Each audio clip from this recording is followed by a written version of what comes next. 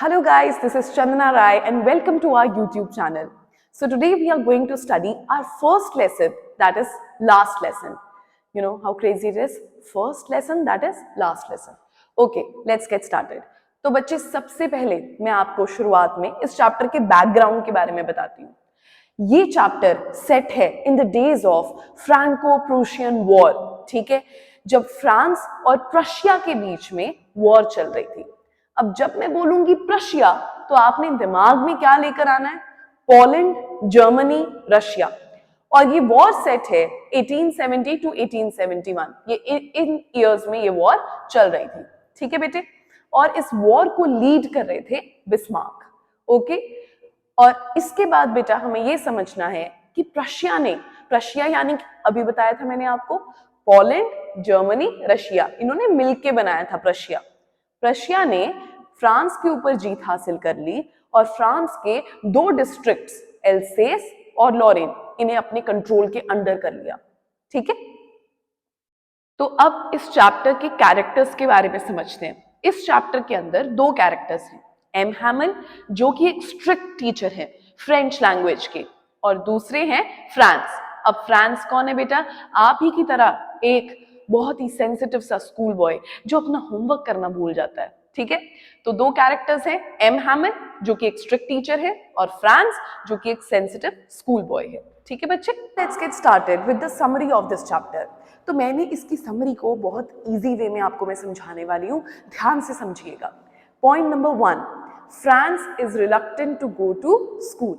अब ये जो आप ही की तरह स्टूडेंट है फ्रांस, ये स्कूल नहीं जाना चाहता. क्यों, मैं आपको बताती हूँ. तो ये सुबह उठा और इसने रियलाइज किया कि ये स्कूल के लिए काफी लेट है. ठीक है बच्चे, और ऊपर से इसे याद आया कि इसके टीचर एम हैमल ने इसे एक होमवर्क दिया था पार्टिसिपल्स के ऊपर, जिसका पी भी इसे याद नहीं था. तो इसका मन कर रहा था कि क्या करूं, स्कूल कैसे जाऊं. चलो, इसने अपने आप को मोटिवेट किया कि नहीं, स्कूल तो मेरे को जाना ही पड़ेगा. अब फिर 3 चीजें ऐसी थी जिसके कारण ये बहुत ज्यादा टेम्प्ट हो गया था to spend the day outside rather than in the school. वो कौन सी 3 चीजें थी? The weather was very warm, birds were chirping और सोल्जर्स मार्चिंग कर रहे थे. ठीक है, आई रिपीट, वेदर बहुत वार्म था, बर्ड्स चर्प कर रही थी और सोल्जर्स जो हैं प्रशियन सोल्जर्स वो मार्च कर रहे थे. ये तीनों चीजें देखकर उसका दिल किया कि यार स्कूल कैसे जाएं, बट चलो फिर भी उसने अपने आप को मोटिवेट किया कि let's go for the school. अब रास्ते में वो टाउन हॉल से गुजरा. टाउन हॉल में लगा था बुलेटिन बोर्ड. अब बुलेटिन बोर्ड पे बहुत ज्यादा उसके सामने जो है क्राउड खड़ी हुई थी. इसे देखकर फ्रांस को लगा पता नहीं आज क्या न्यूज लगी है बुलेटिन बोर्ड के ऊपर. और देखिए बेटा, पिछले 3 साल से इस बुलेटिन बोर्ड के ऊपर हमेशा लॉस्ट बैटल्स की और हमेशा खराब न्यूज ही छपी थी. तो इसीलिए फ्रांस ने सोचा अभी तो मैं स्कूल के लिए भी लेट हो रहा हूँ, तो रुकने का कोई मतलब ही नहीं है, बाद में देखेंगे. तो वो जा ही रहा होता है कि पीछे से उसे ब्लैक स्मिथ ने आवाज लगाई और उसे कहा, फ्रांस तुम आराम से जाओ, तुम्हारे पास अभी बहुत टाइम है. उसे लगा ये क्या बोल रहा है, ये मेरा मजाक उड़ा रहा है, पर चलो कोई बात नहीं, अभी टाइम नहीं है. तो वो स्कूल के लिए निकल पड़ा. ठीक है, तो अब बेटा हमारा सेकंड पॉइंट आ गया है, एम हैमल्स स्ट्रेंज बिहेवियर. देखो बेटा, ऐसा है कि फ्रांस के दिमाग में एक प्लान था कि मैं क्लास में बिना किसी के नोटिस किए आराम से चला जाऊंगा. लेकिन जैसे ही वो स्कूल पहुंचा, उसने नोटिस किया कि आज स्कूल में कुछ अनयूजुअल था. यूजुअली तो स्कूल में बहुत ज्यादा हसल बसल शोर शराबा होता है, लेकिन आज स्कूल संडे मॉर्निंग की तरह शांत था. उसे कुछ समझ नहीं आया. तो वो जब अंदर गया तो सारी क्लास उसकी तरफ देख रही थी, एम हैमल खड़े थे, तो वो ब्लश करने लग गया. तो एम हैमल ने उसके सरप्राइज के लिए ये कहा, आ जाओ बेटा फ्रांस, हम तो तुम्हारे बिना ही शुरू करने वाले थे. फ्रांस ने कहा ये क्या हो रहा है, एम हैमल सर तो हमेशा इतने स्ट्रिक्टली डांटते हैं अगर कोई लेट आए तो. चलो वो अंदर चला गया. Notices many unusual things at school. बेटा इसके ऊपर एक सेपरेट क्वेश्चन आ जाता है, 2 मार्क्स वाले जो आपके क्वेश्चंस आएंगे, तो इसको जरा ध्यान से समझना कि फ्रांस ने क्या क्या चीजें नोटिस की थी अनयूजुअल. सबसे पहले तो मैंने आपको ऑलरेडी बता दी है कि स्कूल उस दिन संडे मॉर्निंग की तरह शांत पड़ा हुआ था. यूजुअली बहुत ज्यादा हसल बसल होता है, opening and closing of the desk, teachers के हाथ में आयरन रूलर होता है, उसकी बहुत आवाज आती है, बच्चों के पढ़ने की, लेसन रिसाइट करने की, तरीके तरीके की स्कूल में जिस भी तरीके की आवाजें आती हैं वो सारी होती हैं. लेकिन आज स्कूल बहुत शांत था. नंबर 2, आज एम हैमिल ने बहुत ही अपने जो स्पेशल क्लोथ्स होते हैं, जो वो सिर्फ और सिर्फ इंस्पेक्शन डेज और प्राइस डेज पर पहनते हैं, वो पहने हुए थे। और वो कपड़े क्या थे वो मैं आपको अच्छे से बताती हूँ। Black silk cap, white frilled shirt और ग्रीन कोट। एक बार और रिपीट करें, black silk cap, white frilled shirt और ग्रीन कोट। अब उसने ये दूसरी चीज बड़ी अनयूजुअल नोटिस की। नंबर 3, उसने नोटिस किया कि आज क्लास के बैक बेंचेस में क्लास के एल्डर्स बैठे हुए थे। सॉरी, क्लास के एल्डर्स बोल दिया, विलेज के एल्डर्स बैठे हुए थे। तो उसे समझ नहीं आया कि ये विलेज के एल्डर्स आज क्लास में क्या कर रहे हैं। चलो कोई बात नहीं, अब आगे बढ़ते हैं। 4th point, the order from Berlin. France अभी ये सारी अनयूजुअल चीजों को नोटिस कर रहा था और प्रोसेस करने की कोशिश कर रहा था। तभी चेयर पर बैठे एम हैमिल जी और उन्होंने एक बहुत ही ड्रेडफुल अनाउंसमेंट की। क्या थी वो अनाउंसमेंट? वो अनाउंसमेंट थी कि बर्लिन से ऑर्डर आया है। मैंने आपको बताया था ना, प्रशिया ने डिफीट कर दिया था फ्रांस को और इसकी 2 सिटीज एल्सेस और लॉरेन को अपने कंट्रोल के अंडर ले लिया था। तो फ्रांस, ये जो बच्चा है फ्रांस, ये एल्सेस में ही रहता है। ये सारी क्लास जो है ये एल्सेस शहर के अंदर लग रही है। तो अब यहाँ पर एम हैमिल ने अनाउंस किया कि बर्लिन से ऑर्डर आया है कि अब से फ्रांस के 2 डिस्ट्रिक्ट्स एल्सेस और लॉरेन, इन 2 डिस्ट्रिक्ट्स के अंदर फ्रेंच लैंग्वेज नहीं पढ़ाई जाएगी, सिर्फ और सिर्फ जर्मन लैंग्वेज पढ़ाई जाएगी। और ये अनाउंसमेंट सुनते ही फ्रांस वो बहुत ज़्यादा हिल गया, उसे बहुत शॉक लगा। तो उसने क्या क्या चीज़ें सोची? पहले तो उसने ये सोचा कि उसे अपनी जो बुक्स हैं वो उसे अपने पुराने दोस्तों की तरह लग रही थी, जिन्हें वो कभी छोड़ना नहीं चाहता था। ठीक है बच्चे, तो ये सारी चीज़ें, वो इमोशंस को प्रोसेस नहीं कर पा रहा था, उसे कुछ समझ नहीं आ रहा था। अब उसके बाद यहाँ पर क्या है बेटा?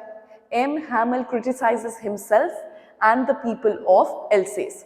अब बेटा एम हैमिल जो है वो फ्रांस को क्वेश्चन करते हैं पार्टिसिपल्स के बारे में, लेकिन आप तो जानते ही हैं कि वो पढ़ के नहीं आया था, तो वो जवाब नहीं दे पाता है। तो एम हैमिल उसे डांटते नहीं है बेटा, बल्कि वो क्लास में क्या कहते हैं? वो कहते हैं कि तुम्हारी गलती नहीं है बेटा, गलती तो एल्सेस शहर के लोगों की है जो हमेशा काम को पोस्टपोन करते हैं। गलती तो मेरी है बेटा कि कितनी बार मैं क्लास छोड़कर फिशिंग के लिए चला जाता था और मैं तुम लोगों को कहता था, या सिर्फ फ्रांस को कहता था, कि जाकर मेरे फ्लावर्स को पानी दे आओ, मेरे प्लांट्स को वाटर कराओ। ठीक है, वो कहता है कि तुम्हारे माँ बाप तो तुम्हें यहाँ पढ़ने के लिए भी भेजना नहीं चाहते थे, वो चाहते थे कि तुम उनके साथ मिलकर 2 पैसे और कमा लो। वो तो मैं ही था जिसने सबको कहा था कि आओ पढ़ने के लिए। अब बेटा वो उसके बाद जो है फ्रांस रियलाइज करना शुरू करता है कि आज क्लास में इतना साइलेंस क्यों है, क्योंकि बर्लिन का ऑर्डर आया है कि एल्सेस और लॉरेन के डिस्ट्रिक्ट्स में अब से फ्रेंच लैंग्वेज नहीं पढ़ाई जाएगी।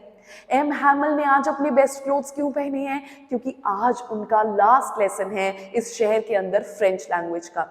बेटा विलेज के एल्डर्स आज पीछे क्यों बैठे हैं? क्योंकि वो ट्रिब्यूट देने आए हैं एम हैमिल के 40 इयर्स के टीचिंग सर्विस को।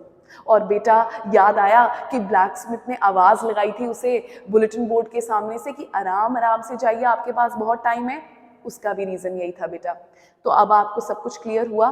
तो एम हैमिल जो है उसके बाद आगे हमारे पास आता है इंपॉर्टेंस ऑफ मदर टंग।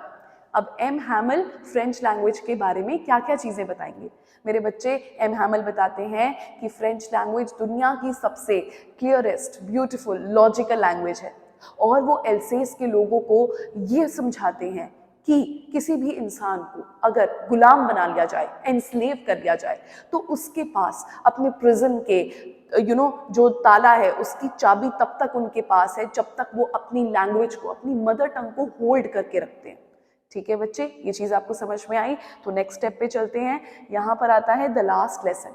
अब एम हैमिल ने आज इतना अच्छा पढ़ाया कि फ्रांस को लगा कि शायद मैं आज तक अच्छे से नहीं पढ़ा, या आज एम हैमिल सर इतना अच्छा से पढ़ाना चाहते हैं कि वो अपना सारा ज्ञान इस एक ही लेसन में देकर जाना चाहते हैं। उसके बाद बेटा एम हैमिल सर जो हैं वो अपने घर से नोटबुक्स बनाकर लेकर आए हैं सारे स्टूडेंट्स के लिए, ब्यूटीफुली उसके ऊपर फ्रांस एल्सेस लिख कर लेकर आए हैं। सब बड़े बच्चे सब लोग एक ही क्लास में बैठकर पढ़ रहे हैं। तो ये, और एम हैमिल सर जो है ना बेटा वो अपनी नज़र से ऐसे देख रहे हैं कि फ्रांस को लग रहा था कि सर आज अपनी आंखों में क्लास का एक एक दृश्य बिठाना चाहते हैं। वो चेयर्स, वो टेबल्स, वो पूरी दीवारें, सब कुछ वो ऐसे देख रहे थे कि जैसे वो इस विजन को अपने साथ अपने माइंड में कैरी करके लेकर जाना चाहते हैं। ऊपर से आवाज़ आती है फ्रांस को पैकिंग वगैरह की, क्योंकि शायद एम हैमल की सिस्टर जो हैं वो पैकिंग कर रही हैं, बिकॉज आज उनका इस शहर में लास्ट डे है, क्योंकि अब यहाँ तो फ्रेंच लैंग्वेज पढ़ाई नहीं जाएगी। और इसके बाद बेटा अब क्लास को डिसमिस करने का जब समय आता है, जब टाइम आता है, तो एम हैमल सर उठते हैं, कुछ कहना चाहते हैं लेकिन उनका गला भर आता है बेटा। फिर उसके बाद वो कुछ कहना चाहते हैं, वो कुछ कह नहीं पाते हैं बेटा। वो बोर्ड की तरफ मुड़ते हैं और लिखते हैं विव ला फ्रांस, जिसका मतलब है लॉन्ग लिव फ्रेंच। थी इस चैप्टर की समरी। बैकग्राउंड आपको क्लियर है, कैरेक्टर्स के नाम आपको पता है, समरी मैंने आपको समझा दी है बेटा। और इस चैप्टर की जो राइटर हैं वो कौन है? अल्फोंस डॉडेट। कई बार पूछ लेते हैं एग्जाम में, तो आपको याद रहना चाहिए अल्फोंस डॉडेट। बच्चों आई होप आपको इस चैप्टर की समरी अच्छे से समझ आई हो। तो अब क्या करना है आपको? अगला स्टेप है, यहाँ पर मैं नीचे एक PDF को लिंक कर दूंगी, उसमें इस चैप्टर के रिलेटेड इंपॉर्टेंट क्वेश्चन आंसर्स हैं। आप उस लिंक को ओपन कीजिए, सारे क्वेश्चन आंसर्स को याद कीजिए और अपनी नोटबुक पे लिख लीजिए, ठीक है।